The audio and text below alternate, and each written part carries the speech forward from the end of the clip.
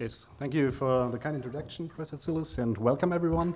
I'm very happy to open this wonderful workshop this afternoon, and I'm sure you will learn some interesting things about human brain anatomy today. So at the end of my talk, you will know some important landmarks of the human brain and will be able to utilize them in sectional brain images for a robust orientation in human brain anatomy. So first, the question may arise, why at all landmarks? For this, I want to start with an example. Some time ago, a patient came into the emergency room of the University Hospital in Düsseldorf and was referred to the Department of Radiology, and there he got this cranial CT. And we saw this intracerebral bleeding in the right hemisphere. So 2 days later, we performed an MRI scan of the same patient, and now we saw a bleeding which seemed to be much more posterior here in the parietal lobe.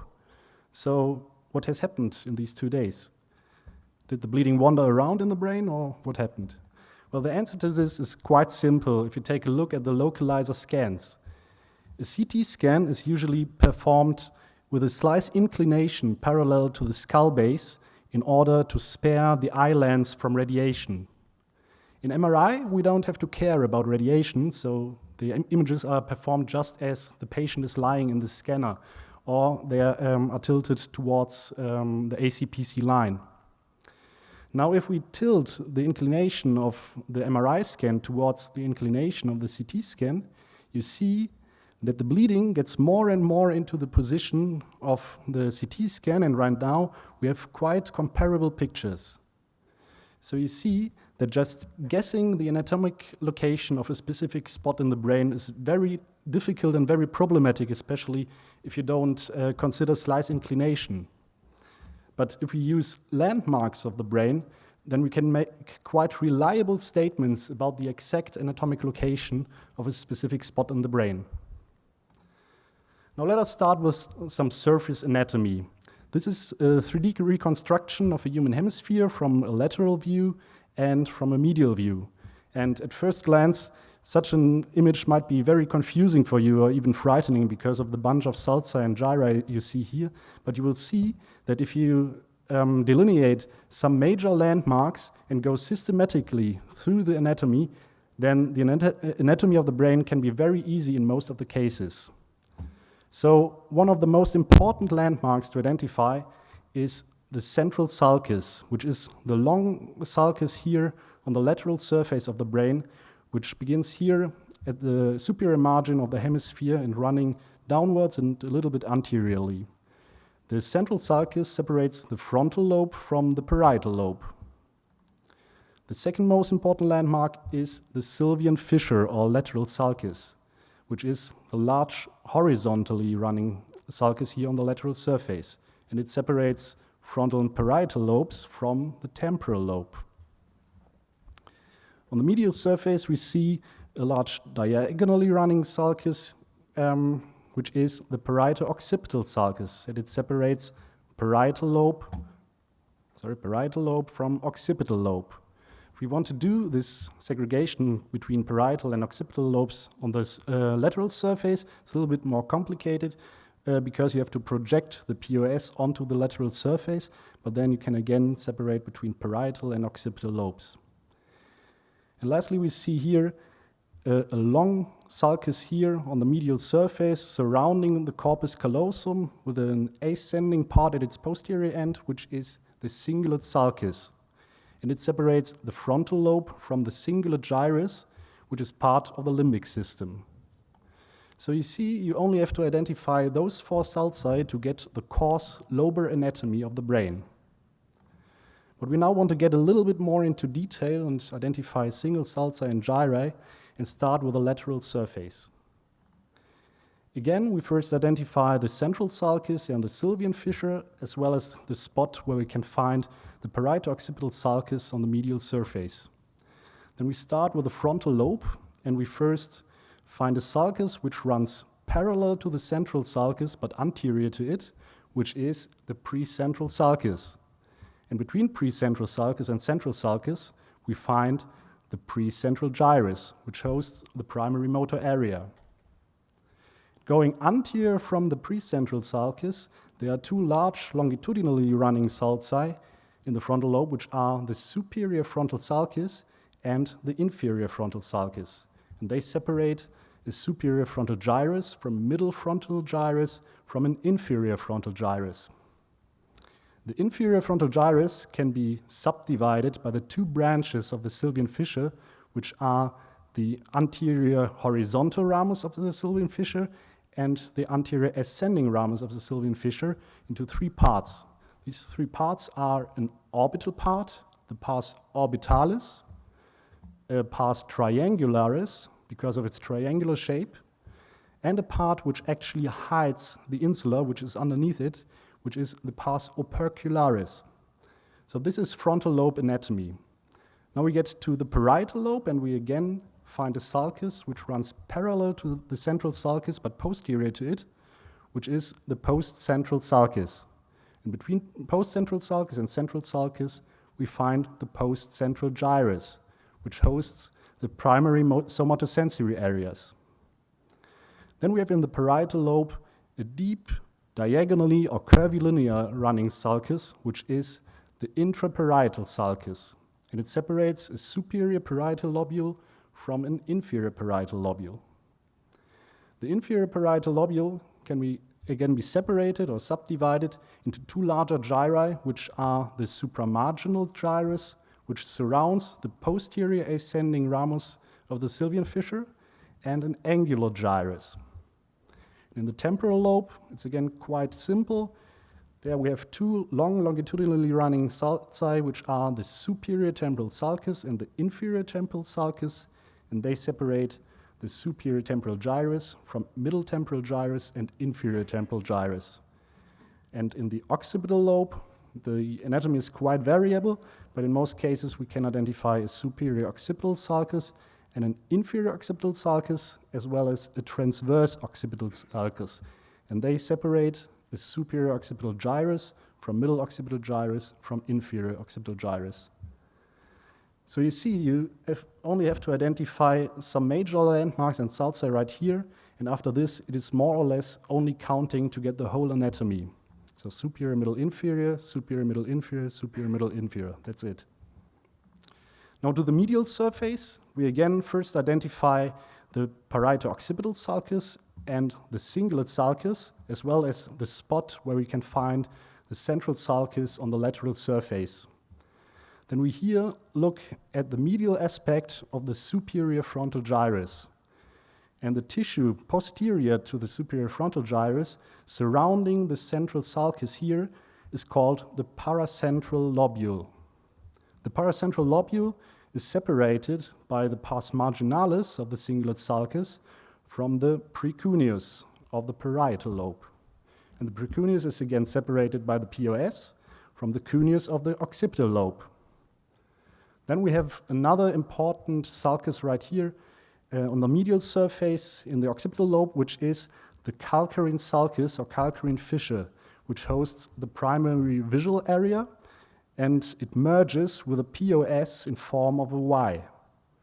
The calcarine sulcus separates the cuneus from the lingual gyrus of the occipital lobe.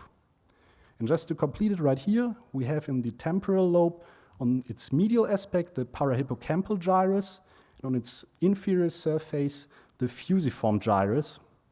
And we also see the gyrus rectus of the frontal lobe. And we see the cingulate gyrus, which can be subdivided into an anterior, middle, and posterior part. Now we come to sectional anatomy and first have to talk about image orientation. For this, I want to again start with an example. I've here a patient with a cerebral mass in his medial temporal lobe, which turned out to be a glioblastoma. And this mass is located in his left hemisphere. So would you say this is correct? Well, you know that I'm a radiologist, so you might guess that this is correct, but actually you cannot know because we have different orientation conventions. On the one hand, we have the radiologic orientation convention, which looks at the images from an upward view from the bottom of the feet of the patient, or as if we would stand in front of the subject looking into his eyes. So in this case, The right side of the patient is on the left side of the image. And we have the neurologic orientation convention, which is quite the opposite. So we look from a downward view from the top of the head, or as if we would stand behind the subject. So in this case, the right side of the patient is on the right side of the image. So what is the reason for these different orientation conventions? Well, it might be historically grown, because we have different perspectives. A radiologist, like most of clinicians, usually stands in front of a patient looking into his eyes. So the left is right imaging convention is more appropriate for him. And it also makes it the brain images in alignment with other imaging modalities, for example, chest X-ray. A neurosurgeon usually stands behind the head of the subject doing his surgery. So for him, the right is right imaging convention may be more appropriate for him. So today, in a clinical setting, the radiologic orientation convention has become the total standard, even for neurosurgeons and neurologists, for example. But in a neuroscientific field, like here in human brain mapping, we don't have a clear standard, and both orientation conventions are used. So I don't want to give any advices which one you should use, but I have one major teaching point right here. Please, is it your poster or your presentation or what else? Please always indicate the image orientation in your sectional brain images. Now we start with some landmarks in sectional anatomy, and we start with sagittal sections.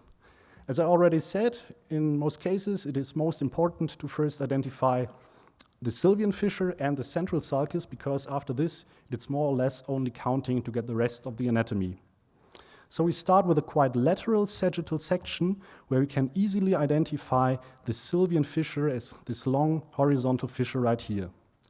Then we already know that the two branches here of the sylvian fissure separate pars orbitalis from pars triangularis and pars opercularis of the inferior frontal gyrus. And these three parts of the inferior frontal gyrus form a letter M in sagittal sections, so we call it the M sign. The sulcus directly posterior to the M sign is the precentral sulcus, and the sulcus posterior to the precentral sulcus is, of course, the central sulcus. So we have another helpful clue here to find the central region in sagittal sections, which is built by the precentral gyrus and the postcentral gyrus, who merge under the central sulcus to form the so-called subcentral gyrus, and they form a letter U in sagittal section, so it's the U sign. So here you can see again very good the M to identify the inferior frontal gyrus and the U to identify the central region. Now if we go a little bit more medial on our sagittal sections, we find another important landmark, which is the so-called hook sign. The hook sign is built by the hand motor area of the precentral gyrus, which usually forms some kind of hook. So another way to remember this is the grabbing hands of the central region, because the precentral gyrus grabs into the postcentral gyrus in such a way. So you can see this right here, the anterior hand and posterior hand. So if you now want to apply these landmarks to a real example, I have again a patient with a cerebral mass, which you can identify by the swelling of the parenchyma and the T2 hyperintensity right here. And we now want to say, where is this mass actually located? So for this, we again first identify the letter M for the M sign. Then we have posterior to it the precentral sulcus, and the sulcus posterior to the precentral sulcus must be the central sulcus. And on a more medial section, we also can identify something that is shaped a little bit like a hook, but is a little bit distorted because of the swelling of the mass. But we also see here the hook sign. So we can quite confidently say that this is a precentral glioma, also in this distorted anatomy. Now we get to transverse sections, and again, in most cases, it might be the most important thing to first identify the central region, and I show you 4 important signs how you can do this. We have the bracket sign, the L or T sign, the omega or the hand knob sign, and the thin post-central gyrus sign. Let us first start with the bracket sign or the pars bracket sign. For this, you have to remember the cingulate sulcus, which is the large sulcus here surrounding the cingulate gyrus and corpus callosum. And the cingulate sulcus has an ascending part here at its posterior end where it ascends to the superior margin of the hemisphere, and it is called the pars marginalis of the cingulate sulcus. You can find the pars marginalis of the cingulate sulcus in transverse sections right here next to the midline, where it usually builds some kind of bracket. So we call it the bracket sign. And then you should know that the central sulcus, usually in about 95% of the cases, lies directly anterior to this bracket, and it enters the bracket with its medial parts. So the bracket sign is a very robust sign and reliable sign to identify the central sulcus in transverse sections. Another way to identify the central region is the L or T sign. For the L sign, you first have to identify the superior frontal gyrus, which is very easy because it's the long longitudinally running gyrus right next to the midline here in the frontal lobe. And the superior frontal gyrus merges with the precentral gyrus in form of the letter L, so it's the L sign.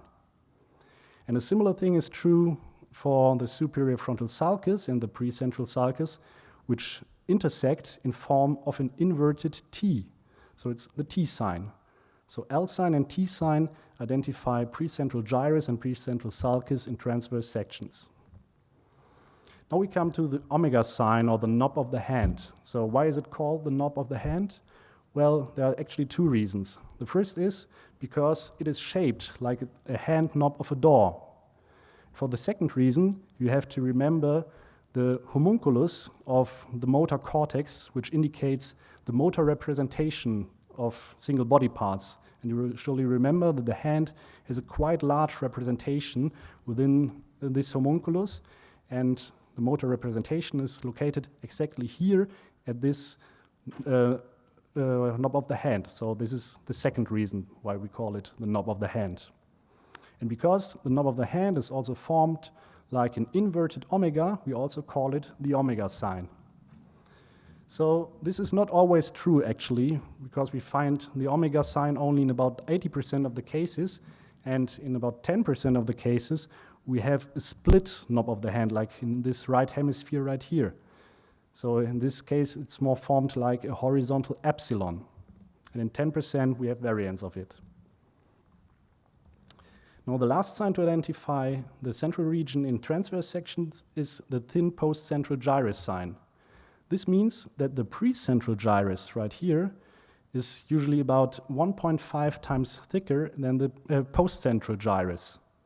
And actually, the same thing is true for the cortex of the precentral and post-central gyri, which can be very good depicted right here in this histologic section.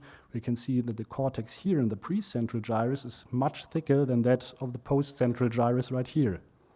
And if you have an MRI with a quite acceptable gray-white differentiation, you can also identify this feature in your MRI, where you see precentral gyrus cortex is thicker than that of the post-central gyrus.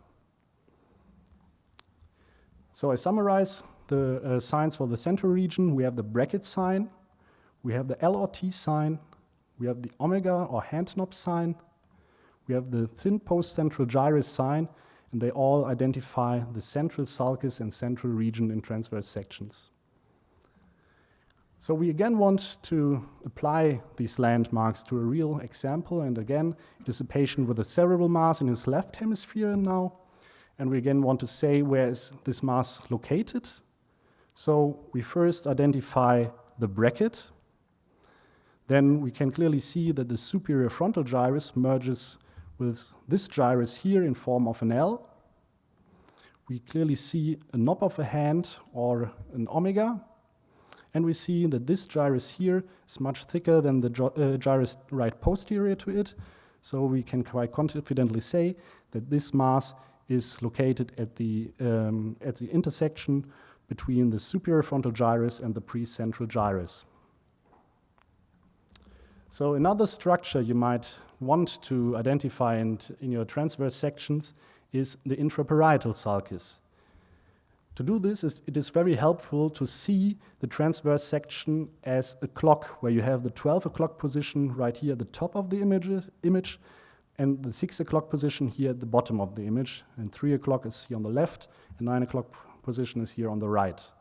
Then the intraparietal sulcus usually runs from the 3 to 5 position and from the 7 to 9 position, like this.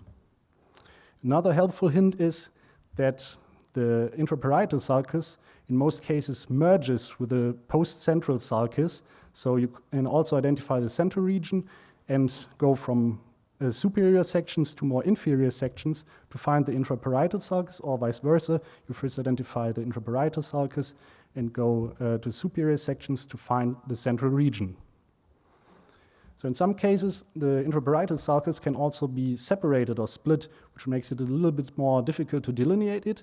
But if you follow the rule 3 to 5 and 7 to 9, you can also delineate the intraparietal sulcus in these cases.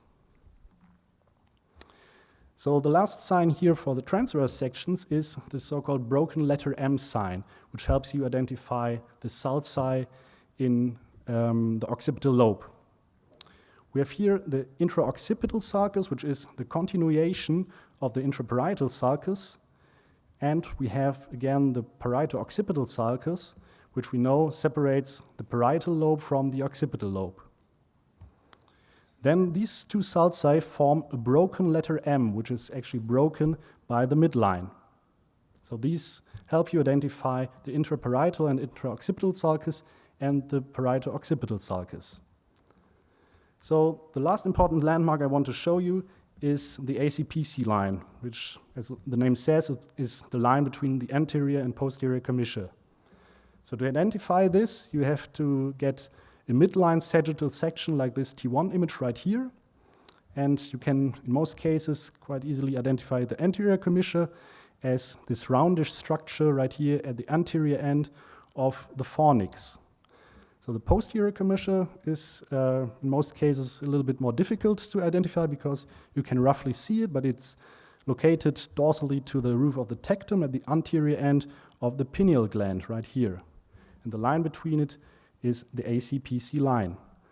So what is this ACPC line good for? You surely know that it's a reference line to get brain images aligned, for example, in the Tallarach atlas or Tallarach space.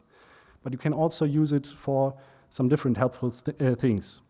For this, you first have to draw a line that is vertical to the ACPC line, but it's at the anterior commissure, which is the VAC line, so the vertical at anterior commissure. So what is this line good for? Well, neuroimaging experiments could show that the pre-supplementary motor area usually lies anterior to the VAC line, while the supplementary motor area lies posterior to the VAC line. So the VAC line is a very robust indicator for the separation between SMA and pre-SMA. If we have a VAC line, we also have a VPC line, which is the vertical at posterior commissure. And what is this good for? Well, if you follow the VPC line into more lateral sagittal sections, the VPC line indicates the posterior border of the insula, which can be seen right here. So we come to an end of my talk, and I hope I could familiarize you a little bit with the landmarks of the brain and their usefulness for the anatomic orientation in the brain. And I want to summarize some of my teaching points right here. Please don't forget to indicate the image orientation in your sectional brain images. You should consider the slice inclination when you analyze your sectional brain images. When you identify the sylvian fissure, the central sulcus, and the parieto-occipital sulcus, you get the lobar segregation of the brain. And you can use the M sign, the U sign, and the hook sign to identify the inferior frontal gyrus and central region in sagittal sections. And you can use the bracket sign, the L or T sign, the knob of the hand, and the thin post-central gyrus sign to identify the central region in transverse sections. The VAC line separates the SMA from the pre-SMA, and the VPC line indicates the posterior insular border. Thank you for your attention.